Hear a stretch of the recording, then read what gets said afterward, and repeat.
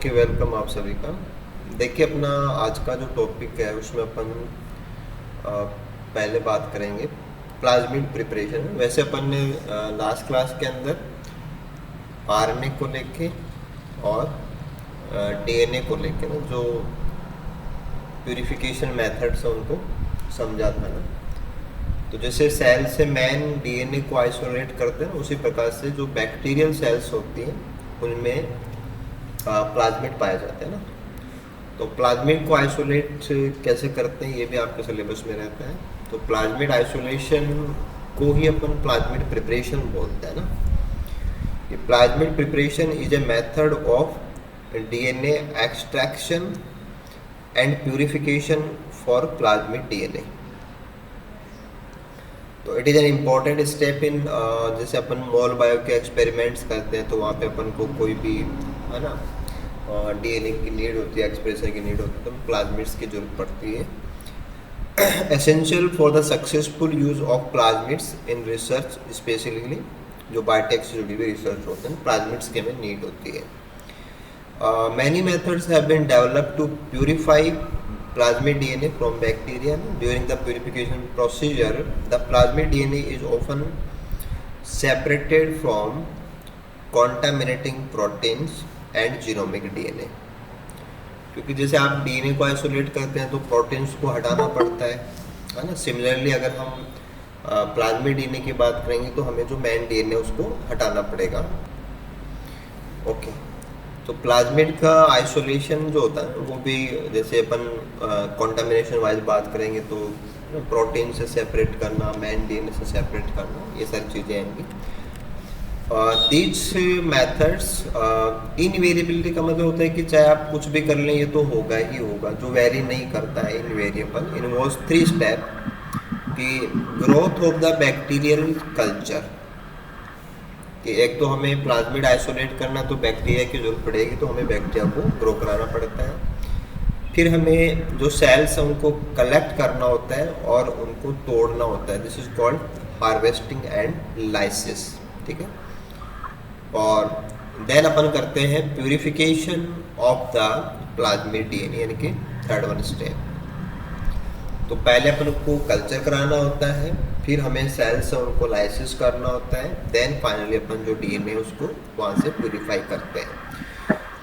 Purification of plasmids is a central to the molecular cloning, है ना। कि अपने जो मेन मकसद होते हैं, जो भी हमारे एक्सपेरिमेंट्स होते हैं वो प्लाज्मिड के ऊपर बेस्ड होते हैं। तो प्यूरिफिकेशन के बाद में हमें प्लाज्मिड वो प्राप्त होता है। A purified plasmid can be use for many standard application, जैसे कि अपन सिक्वेंसिंग कर सकते हैं, है ना, ट्रांसफेक्शंस कर सकते हैं, किसी दूसरी सेल के अंदर जो ट्रांसफ़र करना होता है, दिस इज कॉल्ड ट्रांसफेक्शन। तो वो आपके फर्दर यूजेज होते हैं कि अगर हमारे पास प्यूरिफाइड फॉर्म में होता है तो हम उसको किसी भी अपने एक्सपेरिमेंट के अंदर काम में लेंगे।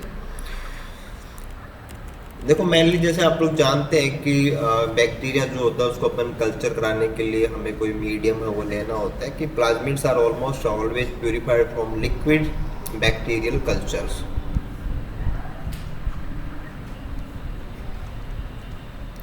क्योंकि अपन बैक्टीरिया को सॉलिड मीडियम के ऊपर भी ग्रो करा सकते हैं, लिक्विड के अंदर भी करा सकते हैं। अगर हमें प्लाज्मिड चाहिए तो मेनली बैक्टीरियल सेल्स को लिक्विड कल्चर के अंदर ग्रो कराते हैं, which have been transformed and isolated. Visually, all plasmid vectors in common can use and code one or more antibiotic resistance gene, जिनका इस्तेमाल हम उनके सिलेक्शन के लिए करते हैं। अगर किसी प्लाज्मिड के पास कोई एंटीबायोटिक जीन होता है तो वो उस पर्टिकुलर एंटीबायोटिक की प्रेजेंस के अंदर ग्रो करेगा, और जिसमें नहीं होते हैं वो सब नहीं करेंगे। तो हम हमारी विष वाला बैक्टीरिया है वही ग्रो करें, उसके लिए हम बाकी बैक्टीरिया को ग्रो नहीं करने देंगे। तो जो रेजिस्टेंट मैकेनिज्म है उसका अपन फ़ायदा उठाते हैं, ठीक है। ये कोई भी हो सकते हैं ना जिनके अगेंस्ट हमारे पास जीन होता है।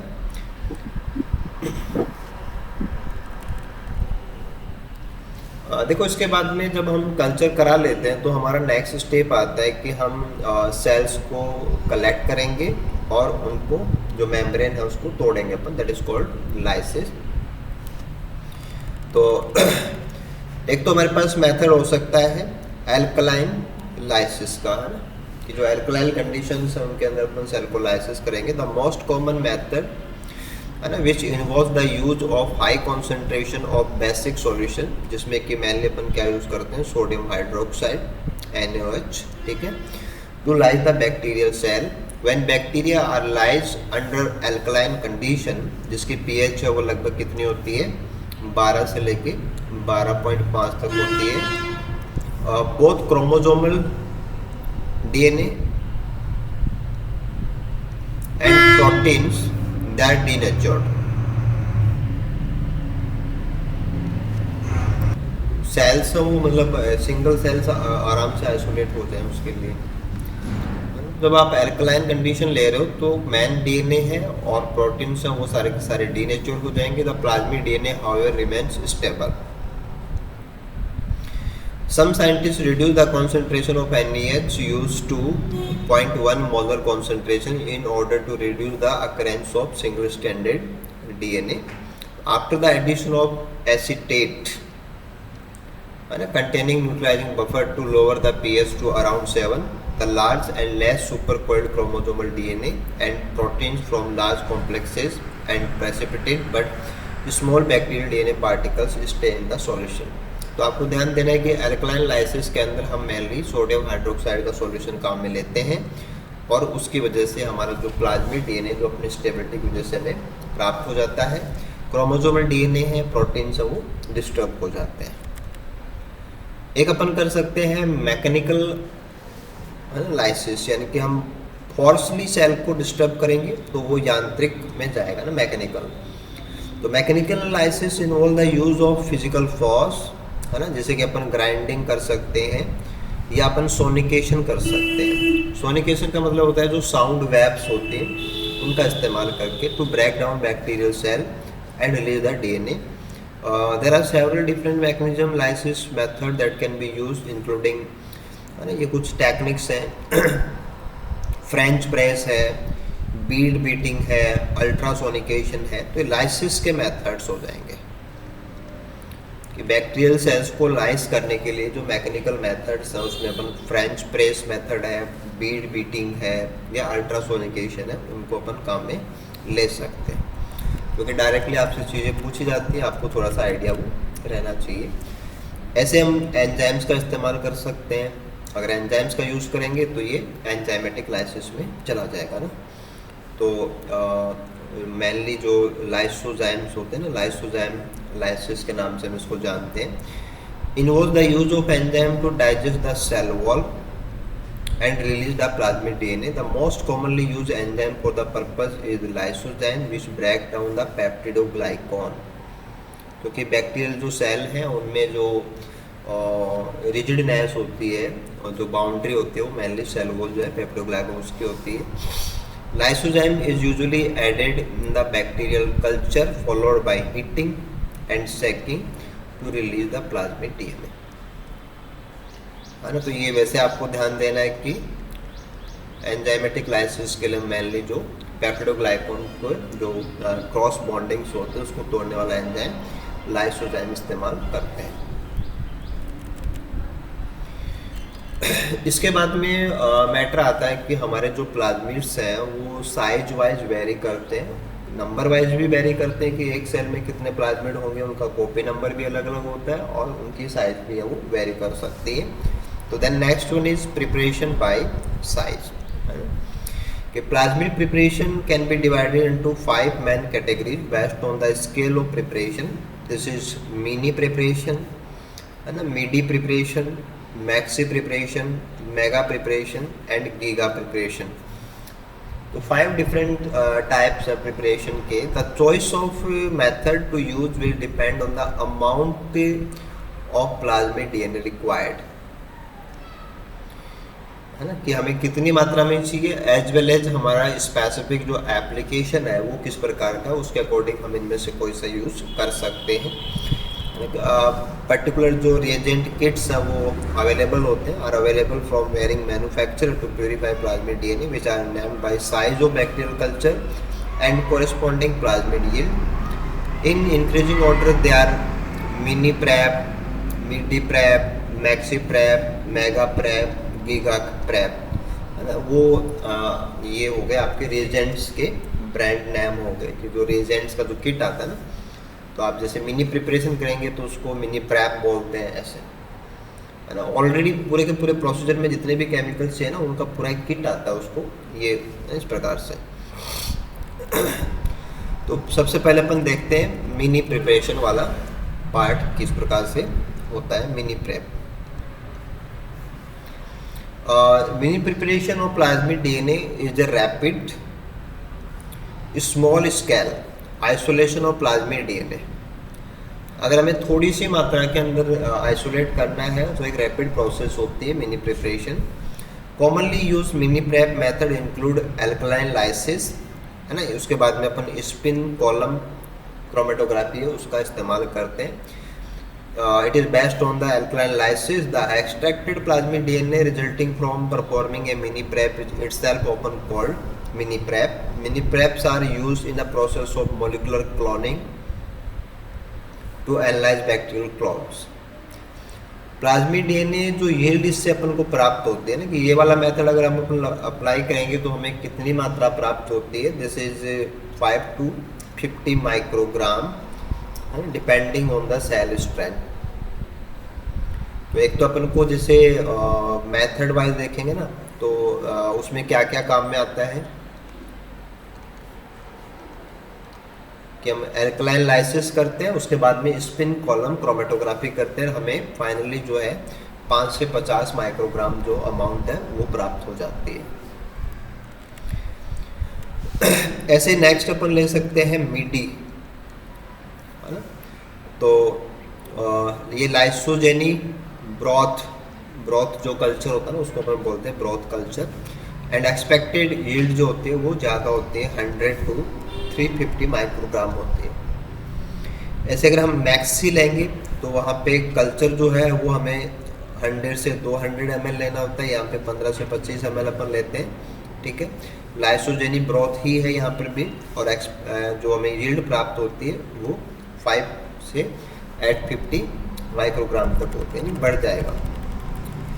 मेगा जो है, मेगा के अंदर हम 500 ml से 2.5 लीटर कल्चर लेते हैं, लिक्विड कल्चर, और एक्सपेक्टेड जो यील्ड है वो हमारे पास 1.5 से 2.5 मिलीग्राम आती है।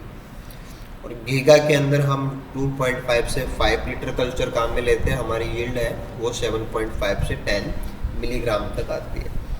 तो थोड़ा सा आप ना बस ध्यान दे लेंगे कि ये मतलब अमाउंट ऑफ डीएनए जो आइसोलेट अपन करते हैं ना, उसके अकॉर्डिंग ये बढ़ती हुई सीक्वेंस है।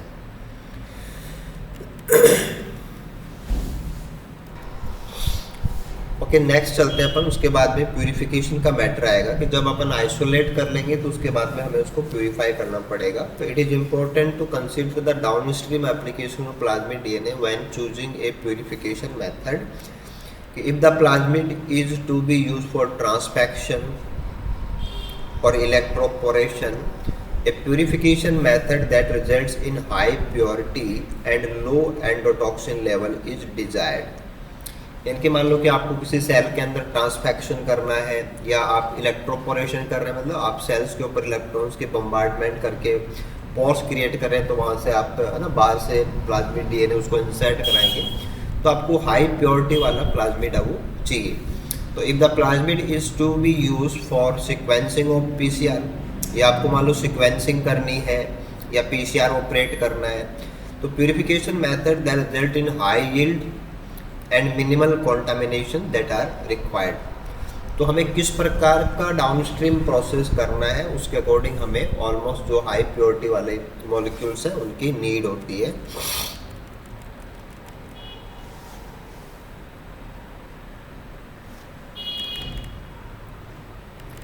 तो यहाँ पे हमारे पास जो ऑप्शंस हैं उनको अपन 1 by 1 करके देख लेते हैं। One is the ethanol precipitation, है ना। इथेनॉल का इस्तेमाल करके हम प्लाज्मिड डीएनए को बाकी सॉल्यूशन से सेपरेट करेंगे तो प्रेसिपिटेशन हो जाएगा। Ethanol precipitation is a commonly use method for purifying and concentrating nucleic acid including plasmid DNA. The basic principle of this method is that nucleic acids are insoluble in ethanol or isopropanol but soluble in water।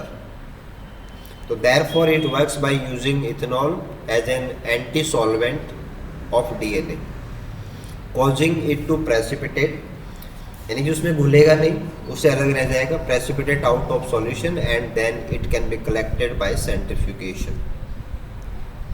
तो हम ethanol precipitation काम में ले सकते हैं. ऐसे अपन spin columns का इस्तेमाल कर सकते हैं.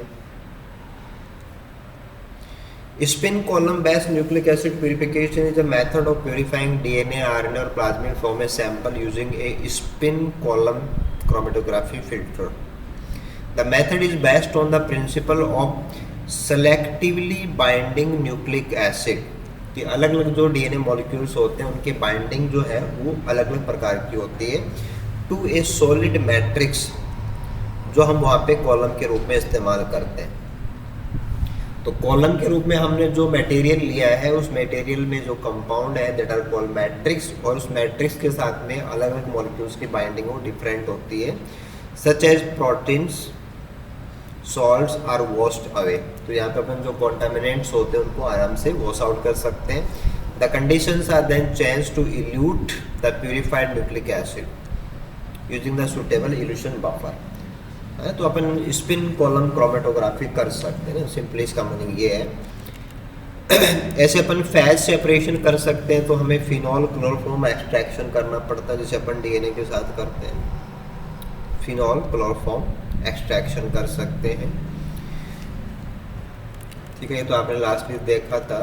सिमिलरली अपन ले सकते हैं beads based extraction. In beads based extraction, addition of mixture containing magnetic beads, commonly made of iron ions, bind to plasmid DNA, separating them from unwanted compounds by magnetic rod or strands. The plasmid bound beads are then released by removal of the magnetic field and extracted in a elution solution for downstream experiments such as transformation, जो भी हमें करना होता है. तो beads based excretion जो है वहाँ पे हम मैग्नेटिक फील्ड का इस्तेमाल करते हैं, है ना, जो चुंबकीय जो फिनोमेना होता है ना, उसको काम में लिया जाता है. मैग्नेटिक बीड्स का इस्तेमाल करके हम बाइंड करते हैं. तो प्यूरिफिकेशन है ना, उसके अंदर जैसे अपन एक्सट्रैक्शन एक प्रकार का कॉन्सेंट्रेशन होता है कि हम उसको सेपरेट आउट करते हैं. तो जैसे आपने डीएनए के लिए तैयार किया था, सिंपली आपको वैसे ही प्लाज्मिड है उसके लिए देखना है. प्लाज्मिड को हम है ना कितनी मात्रा में आइसोलेट करना चाहते हैं उसके आधार पे है ना प्रिपरेशन मेथड्स हैं आपके पास. कॉमनली लाइसिस के मेथड्स आ जाएंगे, देन प्यूरिफिकेशन आ. तो अपन नेक्स्ट जो सेक्शन है ना उसको लेते हैं. ये है प्रोटीन प्यूरिफिकेशन. जैसे आपके न्यूक्लिक एसिड्स होंगे, डीएनए, आरएनए, प्लाज्मिड, उनकी बातें होंगी. अब अपन प्रोटीन्स की बात करेंगे कि protein purification is a series of process intended to isolate. Intend का मतलब इच्छा होती है, मतलब किसी काम के लिए ना, ऐसे आइसोलेट वन और a few proteins from a complex mixture. Usually अपन सेल्स हो सकती हैं, टिश्यूज हो सकती हैं, या ऑर्गेनिज्म हो सकता है, वहाँ से अपन इनको आइसोलेट करते हैं. ठीक है. Protein purification is vital for specification of the function, कि प्रोटीन के फंक्शन है, स्ट्रक्चर्स पता करने होते हैं, या आपस में किसी दूसरे के साथ कोई बायोमोलिक्यूल उसमें इंटरेक्शन है कि नहीं, तो वो सब हमें पता करना होता है. द प्यूरिफिकेशन प्रोसेस में separate the protein and non protein parts of the mixture and finally separate the desired protein from all other protein. Ideally, to study a protein of interest, it must be separated from other components of the cell so that contaminants will not interfere in the examination of proteins interest, structure and function. यानी कि purified इसलिए जरूरी होता है क्योंकि कोई दूसरी चीज़ होगी तो उससे क्या होता है कि जो एनर्जी कंडीशन है वो डिस्टर्ब हो जाती है और प्रोटीन की स्ट्रक्चर फंक्शन प्रभावित होती है. Separation of one protein from all other is typically the most laborious aspect of protein purification. Separation steps usually exploit differences in protein size, physicochemical properties, binding affinities, activities क्या है system के अंदर, वो सारी चीज़ें कंसिडर करनी होती हैं. और प्योर कंडीशन में हमें जो प्राप्त होता है उसको अपन प्रोटीन आइसोलेट बोलते हैं. ठीक है ना. तो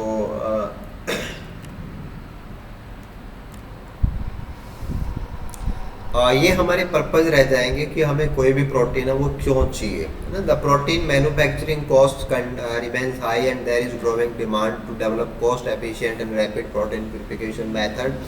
Understanding the different protein purification methods and optimizing the downstream processing is critical to minimize production cost while maintaining the quality of the acceptable standards of homogeneity. कि अपन लैब के अंदर बनाएंगे तो वो बहुत कॉस्टली पड़ता है, हम इनको आइसोलेट करके प्यूरिफाई करेंगे तो वो बिल्कुल से सही भी होती हैं और वो ऑथेंटिक भी होते हैं. Protein purification is either preparative and analytical, जो अपन ने डीएनए के साथ में भी देखा था.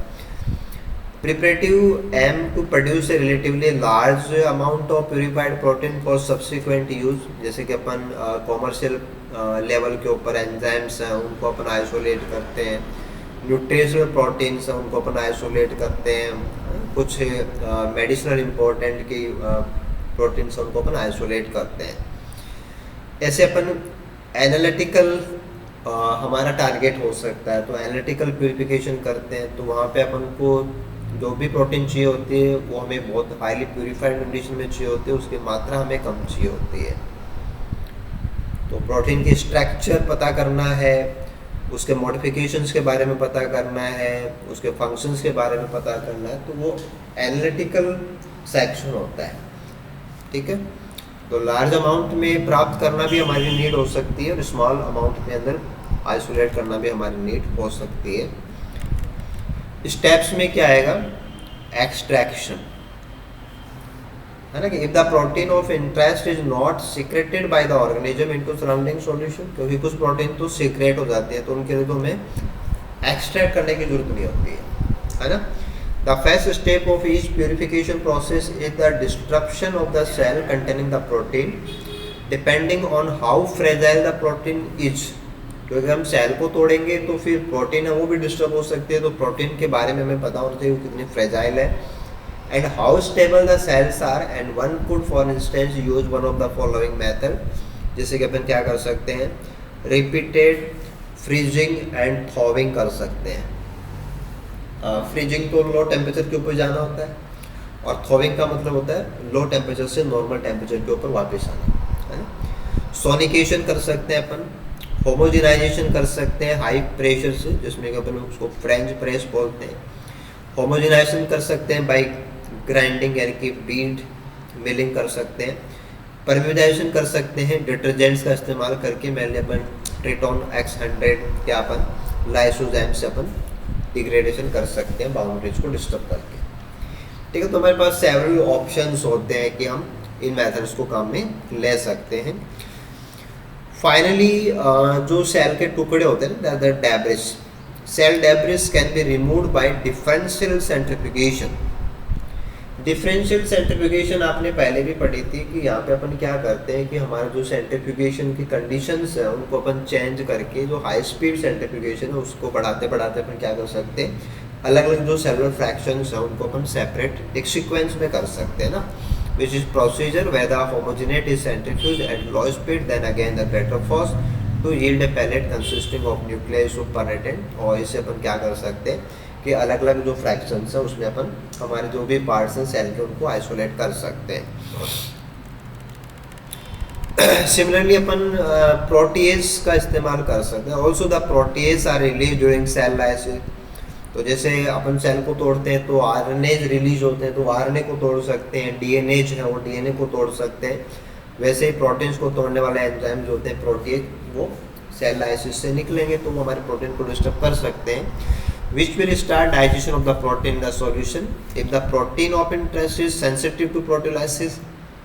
कि अगर हमारी प्रोटीन जिसको हम आइसोलेट करना चाहते हैं उसके ऊपर हमारे प्रोटीन एक्शन करते हैं तो हमारी प्रोटीन तो खराब हो जाएगी.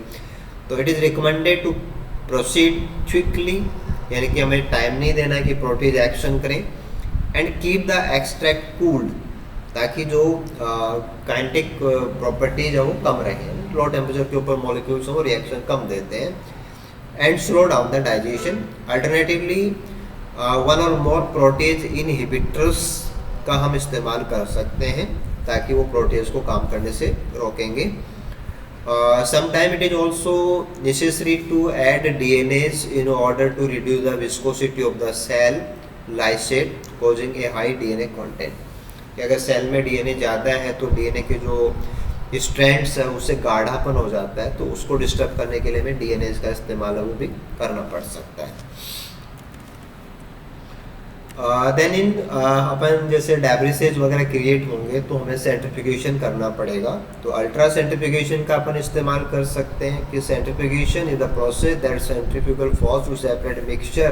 तो उसमें अपन क्या कर सकते हैं कि जो मटेरियल है ना उसको अपन एक्स्ट्रा मटेरियल जो भी होता है उसको अपन पैलेट्स के रूप में बाहर कर सकते हैं।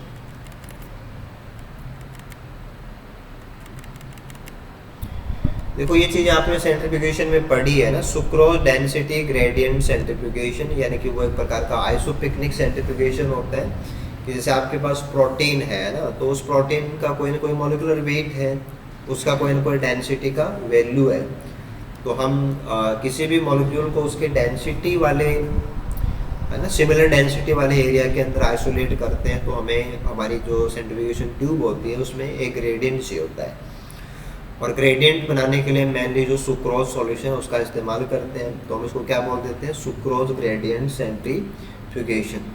तो मान लो कि आपकी जो ट्यूब है उस ट्यूब के अंदर एक ग्रेडियंट होगा, सपोज ये सेंट्रीफ्यूगेशन ट्यूब अपन ले रखी है, इसमें पूरे में ग्रेडियंट है, तो सपोज प्रोटीन एक्स है कोई, उसका डेंसिटी ट्यूब में भरे हुए सॉल्यूशन के इस पार्ट के बराबर है, तो वो प्रोटीन क्या होगा, इसी जगह पे हमें बैंड के रूप में मिल जाएगी। तो हम ग्रेडियंट का इस्तेमाल करके है ना अलग अलग बैंड्स के रूप में हमारी प्रोटीन्स को डेंसिटी वाइज सेपरेट कर सकते हैं। तो जैसे जब आप डीएनए को आइसोलेट करते हैं तो वहाँ भी ये चीज़ आती है ना, और ऐसे अपन प्रोटीन्स को है तो डेंसिटी का इस्तेमाल करके हम आइसोलेट कर सकते हैं। सेंट्रीफ्यूगेशन होता है, लेकिन हम थोड़ा सा क्या करते हैं कि नॉर्मल सॉल्यूशन के बजाय एक ग्रेडियंट वाला सॉल्यूशन यूज़ करना पड़ता है।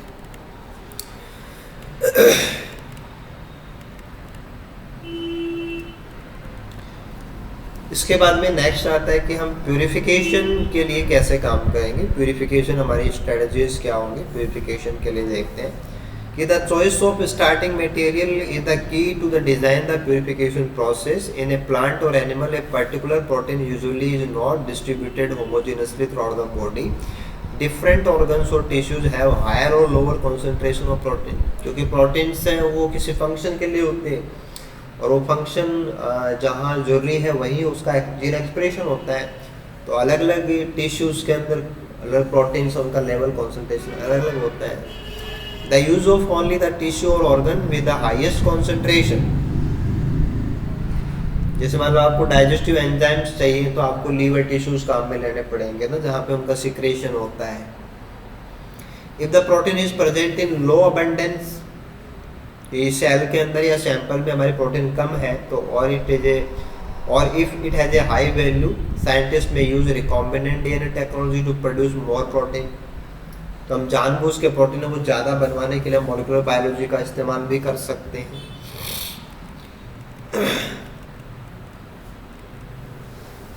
ऐसे अपन जब हमारे रिकॉम्बिनेंट टेक्नोलॉजी का इस्तेमाल करेंगे तो हम रिकॉम्बिनेंट एक्सप्रेशन कराएंगे, तो वहाँ पे हम प्रोटीन्स को टैग कर सकते हैं। जैसे हिस्टिडीन का टैग लगा दिया, स्ट्रेप्टोमाइसिन का टैग लगा दिया, तो हम टैगिंग कर सकते हैं। टैगिंग का मतलब हम हमारी प्रोटीन के ऊपर मार्किंग कर दी हमने, तो उसको प्यूरिफाई करना आसान हो जाता है। Analytical purification generally utilize three properties to separate protein. First, proteins may be purified according to their isoelectric point, यानी कि अपन isoelectric gel electrophoresis कर सकते हैं running through the pH graded gel, और in the ion exchange chromatography काम में ले सकते हैं, क्योंकि प्रोटीन्स के अंदर अमीनो एसिड्स होते हैं, चार्ज का मैटर होता है। दूसरा अपन क्या कर सकते हैं, proteins can be separated according to their size, तो वो अपन का साइज एक्सक्लूजिंग क्रोमेटोग्राफी हो जाएगा। एसडीएस पेज अपन काम में ले सकते हैं। Proteins are often purified using two dimensional page, 2D page को मतलब टू डायमेंशनल पेज बोलते हैं, and then analyze by peptide mass fingerprinting to establish protein identity. तो एनालाइज करने के लिए कौन सी प्रोटीन उसका पता लगाने के लिए हम पेप्टाइड मास फिंगरप्रिंटिंग कर सकते हैं। This is very useful for scientific purpose, and the detection limits of protein are nowadays very low and nanogram amount of the proteins are sufficient for their analysis.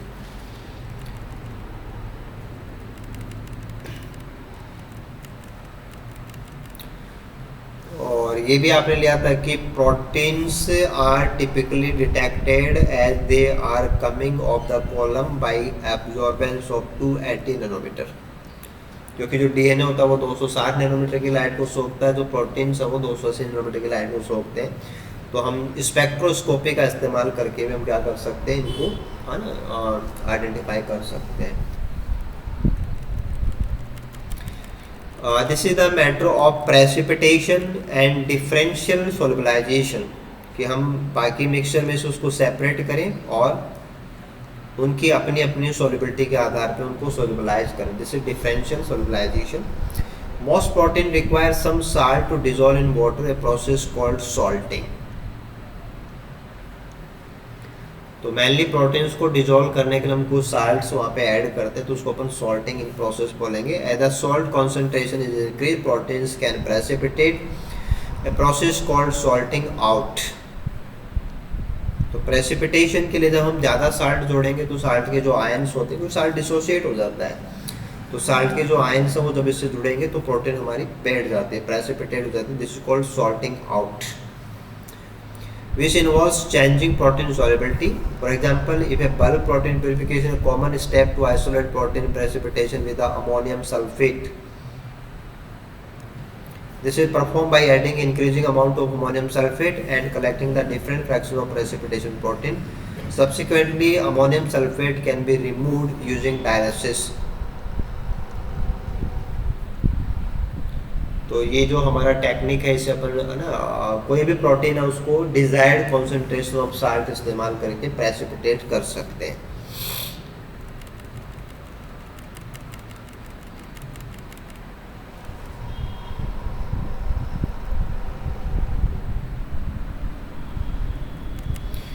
ठीक है, ये देखो आपने पहले पढ़ा हुआ है ना, साइज एक्सक्लूजन क्रोमेटोग्राफी, अपनी क्रोमेटोग्राफी में पढ़ा है, उसका इस्तेमाल कर सकते हैं।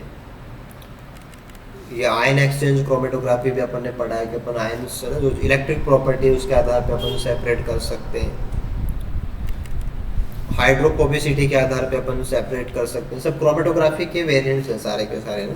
डीएनए के लिए भी अपन काम में लेते हैं और प्रोटीन्स के लिए भी काम में लेते हैं। एफिनिटी का इस्तेमाल कर सकते हैं।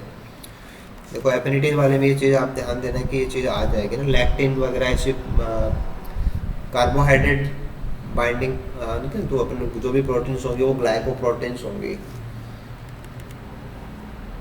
ऐसे अपन इम्यूनो वाला काम में ले सकते हैं कि इम्यूनो प्रॉपर्टीज को काम में ले सकते हैं। HPLC काम में ले सकते हैं। टैग्ड प्रोटीन है तो उनको अपन टैगी प्रोटीन्स के आधार पे अपन सेपरेट कर सकते हैं। इसके बाद में मैटर आता है कि अपन प्यूरिफाइड प्रोटीन्स उनको कॉन्सेंट्रेट कैसे करते हैं। तो at the end of protein purification the protein often has to concentrated. तो यहाँ पे एक तो अपन आप ले सकते हैं लायोफिलाइजेशन, है ना, ये अपन ने डीएनए के लिए भी लिया था। If the solution does not contain any other soluble component then the protein execution of the protein can be dried. This is commonly done after HPLC। This simply remove all volatile compounds leaving the protein behind। या हम ultra filtration कर सकते हैं, है ना, selective permeable membranes का इस्तेमाल करके हम अल्ट्रा फिल्ट्रेशन करके भी हम क्या कर सकते हैं, कॉन्सेंट्रेशन को बढ़ा सकते हैं। इवेल्युएट कर सकते हैं कि हमने जो प्राप्त किया उसको चेक करना, इवेल्युएटिंग प्यूरिफिकेशन, ये जैसे मॉलिक्यूलर वेट है, स्पेक्ट्रोस्कोपी है, लिगेंड बाइंडिंग है, रेडियोएक्टिव है, ब्लॉटिंग है, एलाइजा है, एंजाइम एक्शन है, तो उनसे अपन चेक कर सकते हैं। और स्पेक्ट्रो के लिए आपको 280 नैनोमीटर ध्यान देना है, आपको पता होना चाहिए।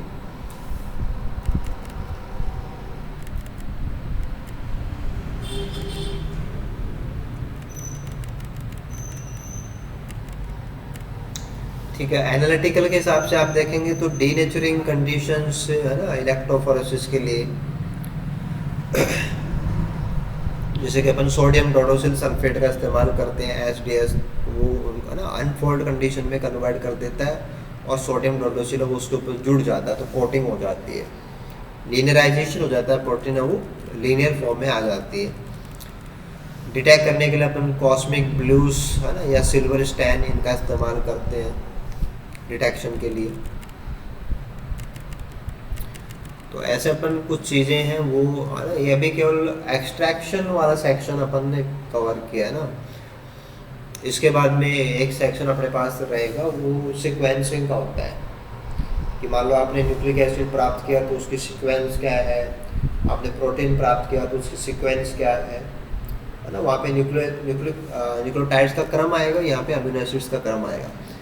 तो सीक्वेंसिंग मेथड्स भी अपन को इसमें डालने हैं, वो उसमें अपन ऐड करेंगे। तो एक बार के लिए जैसे प्यूरिफिकेशन के हिसाब से बायोमोलिक्यूल्स पे जाते हैं तो आरएनए, डीएनए, प्लाज्मिड, प्रोटीन, ये सारी चीज़ें आपने यहाँ पे कवर कर ली है। ठीक है, थोड़ा बहुत आप इनके बेसिक्स हैं उनको अच्छे से कवर